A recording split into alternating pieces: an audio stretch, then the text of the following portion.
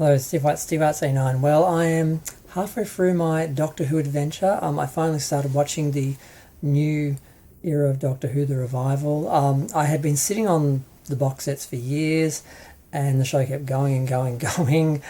And I thought you have to watch these at some point, but I felt really overwhelmed by the classic era, and I wanted to sort of get some sort of idea of that before I went on to the new era.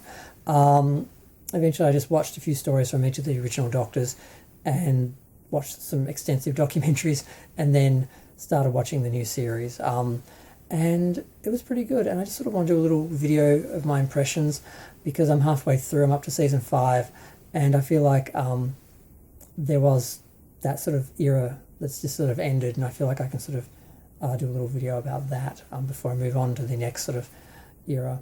I really loved it. I was really surprised. Now, the show is a lot more kiddie than I thought.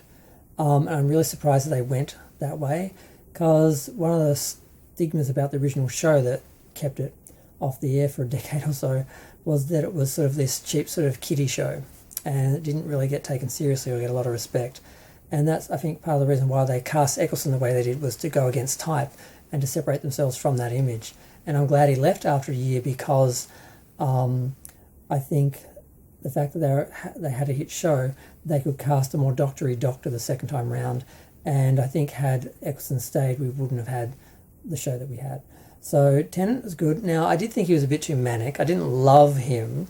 There were times where I found him quite annoying, but the Doctor was always sort of quirky and different, and I'd never felt Eccleston really captured that. He was trying too hard to sort of be like the anti-Doctor, sort of to sort of distance them from that old image.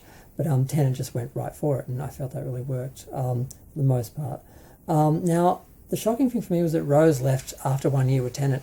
I thought that she had stayed with him for the whole run. I thought it was like her and him until he left. I didn't realise that she was only 2 years as like a regular companion.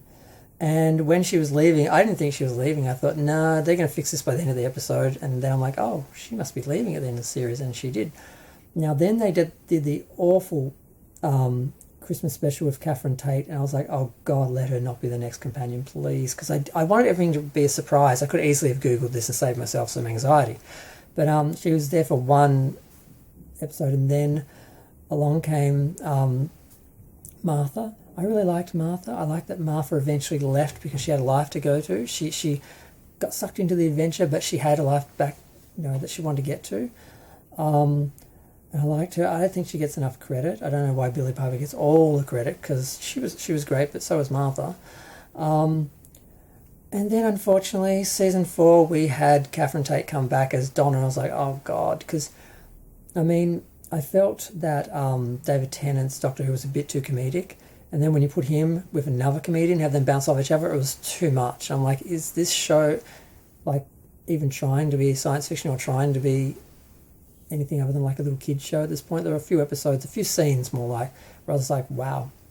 And there are a few, the gassy aliens in the first season, the giant rhino-headed aliens in, was it the third or the fourth season?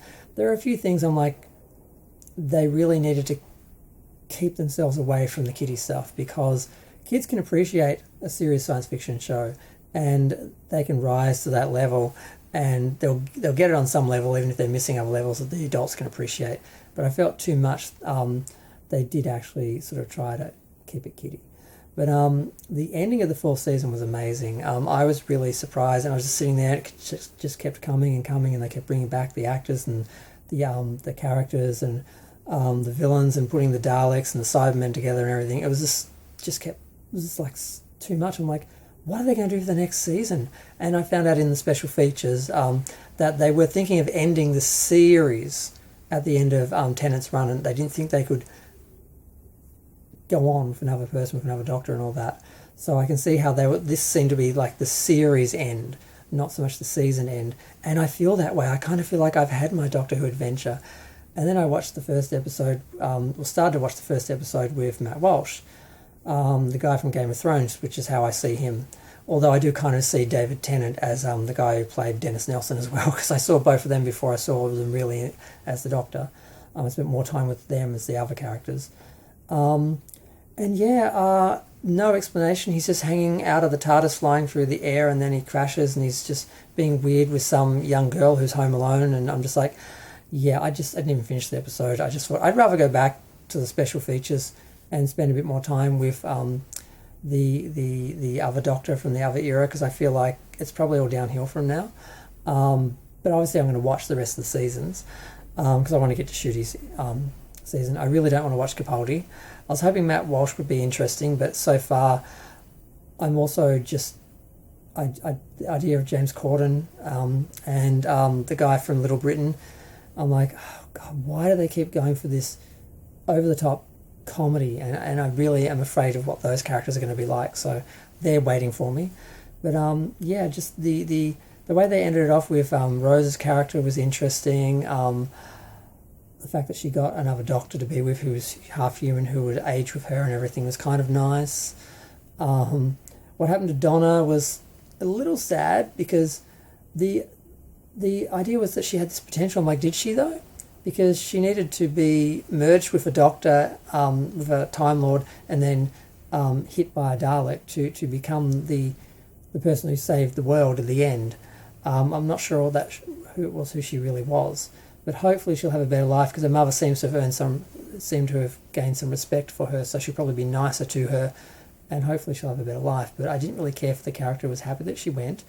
And the only really interesting part of that was when the Doctor's getting back in the TARDIS and he's the lonely Doctor again, after having this whole family around him. And it was just such a full TARDIS of all these wonderful characters and this little family, and he's all alone.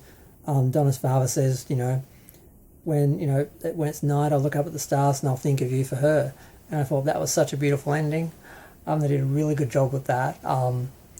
And Captain Jack also being just, Captain Jack was interesting. And I like that everyone got a resolution, everyone got a better story. I mean, Mickey sort of, got a bit of resolution, although I would have rather Ricky hang around because he was gay. But I really enjoyed it. Even though there were moments where I'm just like, really?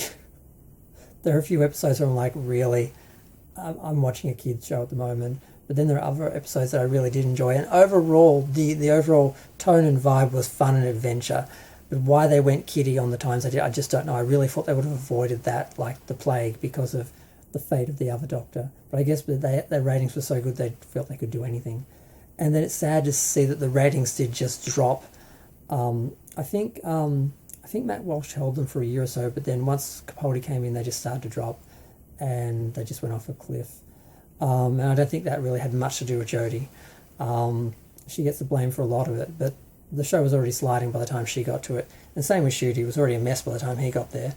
I'm looking forward to those seasons. I have to go through Capaldi to get there, but I'll do it somehow. And I'll probably do a proper review. This is just my first sort of impression of that first era, because I was going to sort of do a review of each season, or maybe each Doctor as I went along.